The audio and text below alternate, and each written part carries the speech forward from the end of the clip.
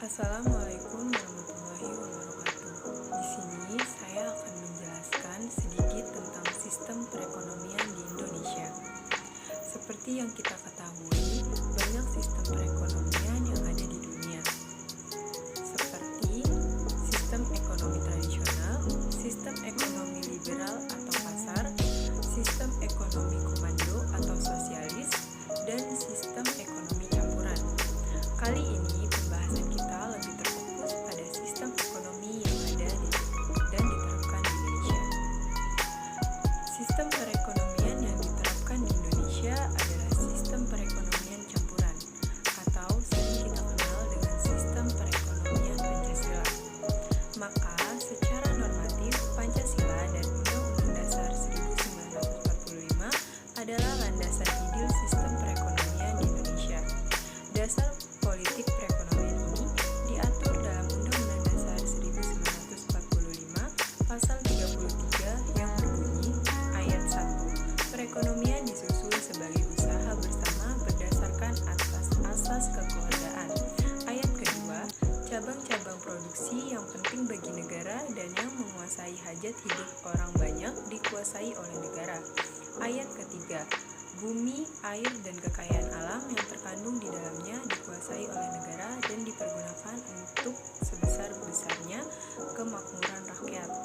Ayat keempat, perekonomian nasional diselenggarakan berdasarkan asas demokrasi ekonomi dengan prinsip kebersamaan, efisiensi keadilan, keberlanjutan, berwawasan lingkungan, kemandirian, serta dengan menjaga keseimbangan, kemajuan, dan kesatuan ekonomi nasional. Nah, dari sini dapat kita lihat bahwa nilai dasar perekonomian yang terkandung di dalam Undang-Undang Dasar 1945 Pasal 33 adalah nilai kerjasama, gotong royong, kekeluargaan, dan keadilan. Suatu rumusan lain mengatakan bahwa dalam demokrasi ekonomi yang berdasarkan Pancasila harus dihindarkan hal-hal sebagai berikut.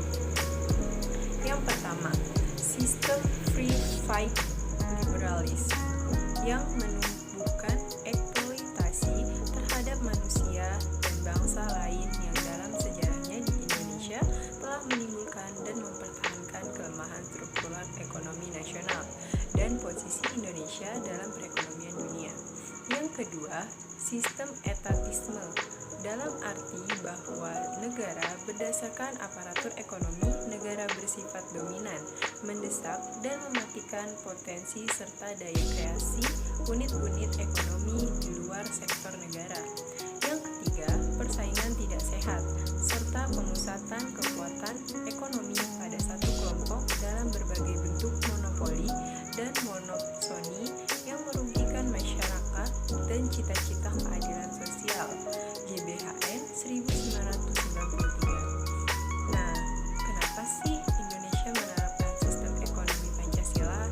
Perlu kita ketahui bahwa dalam proses pembangunan sistem ekonomi di suatu negara dipengaruhi oleh banyak faktor, baik faktor internal seperti kondisi fisik, lokasi geografis, jumlah, serta kualitas sumber daya alam dan manusianya, dan juga faktor eksternal, diantaranya adalah perkembangan teknologi, kondisi perekonomian, dan politik dunia, serta keamanan global.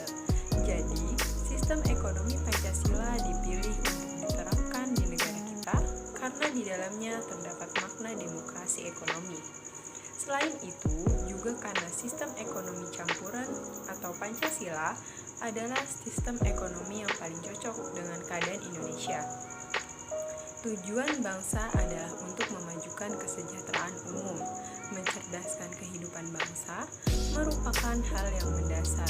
Tujuan pembangunan sistem perekonomian di Indonesia. Ini membuat secara umum tujuan ekonomi Indonesia mengikuti ide-ide dengan garis besar. Yang pertama, ada peningkatan pendapatan per kapita negara. Yang kedua, ada perencanaan pembangunan ekonomi dan laju pertumbuhan ekonomi. Yang ketiga, ada meningkatkan taraf hidup penduduk serta menyetarakannya. Yang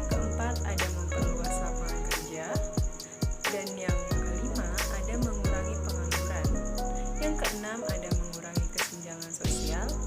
Yang ketujuh ada meningkatkan kapasitas produksi. Yang kedelapan ada meningkatkan investasi. Yang kesembilan ada menurunkan angka kemiskinan. Yang kesepuluh ada menciptakan keadilan dan kemakmuran masyarakat. Yang kesebelas ada meningkatkan kualitas pendidikan dan kesehatan untuk peningkatan kualitas hidup masyarakat. Sistem ekonomi Pancasila sendiri memiliki karakteristik, yaitu kegiatan ekonomi dilakukan bersama, gotong royong, dengan mengedepankan hubungan kekeluargaan. Cabang-cabang produksi yang bersifat strategis dan merupakan hajat hidup orang banyak dikuasai oleh negara. Alasan pemerintah menguasai produksi barang-barang strategis, baik yang ada di tanah air Indonesia, adalah semata-mata untuk kemakmuran rakyat. Kegiatan ekonomi yang dilakukan harus memiliki prinsip keberlanjutan dan berwawasan lingkungan. Lalu, pemerintah juga mengawasi kegiatan yang dilakukan oleh swasta secara umum agar terhindar dari praktik kecurangan seperti penipuan, praktik monopoli yang merugikan, serta mafia perdagangan. Tujuannya agar tercipta keadilan di tengah-tengah masyarakat. Nah, yang selanjutnya ada kelebihan dan kelemahan sistem ekonomi Pancasila, yaitu sebagai berikut. Yang pertama, ada kelebihan dari sistem ekonomi Pancasila itu sendiri, seperti sektor ekonomi pemerintahan dan swasta terpisah secara jelas. Fluktuasi harga dapat lebih terkendali dan hak milik perorangan diakui dan pemerintah mendorongnya. Yang kedua, ada kekurangan sistem ekonomi Pancasila, seperti jika peran pemerintah mendominasi akan timbul etatisme. Nah, jika peran swasta yang lebih mendominasi, maka akan timbul monopoli yang merugikan masyarakat. Barang-barang yang dianggap sangat penting bagi eksistensi negara dan dibutuhkan banyak orang tidak boleh diserahkan pada pihak swasta. Negara dapat membuat kebijakan, mengurus, mengatur, mengelola, dan mengawasi produksi strategis tersebut. Jika kekayaan tersebut dibiarkan begitu saja, jatuh pada pihak yang salah, maka kemakmuran masyarakat dalam memanfaatkan kekayaan tersebut sulit terwujud. Walau begitu, sistem ekonomi Pancasila mengedepankan peran bersama dari pihak pemerintah maupun swasta dalam mengelola perekonomian. Hal tersebut diwujudkan dalam pembagian peran yang jelas antara badan usaha, yaitu badan usaha milik negara dan badan usaha milik swasta. Pemerintahan mengelola barang-barang yang berkaitan dengan hajat hidup orang banyak, sedangkan selebihnya diperkenankan dikelola swasta dengan pengawasan dari pemerintah. Artinya, jangan sampai terjadi eksploitasi yang berlebihan agar generasi berikutnya dapat memanfaatkan pula kekayaan alam yang ada dan juga tetap menjaga lingkungan sekitar. Wujud lain dari penerapan sistem ekonomi Pancasila adalah digalakannya program badan usaha koperasi dengan tujuan salah satunya adalah untuk menyejahterakan anggota serta masyarakat. Selain adanya BUMN dan juga koperasi, maka ada juga serikat pekerja yang diharapkan akan mampu meminimalisir, memantau, dan mengantisipasi kemungkinan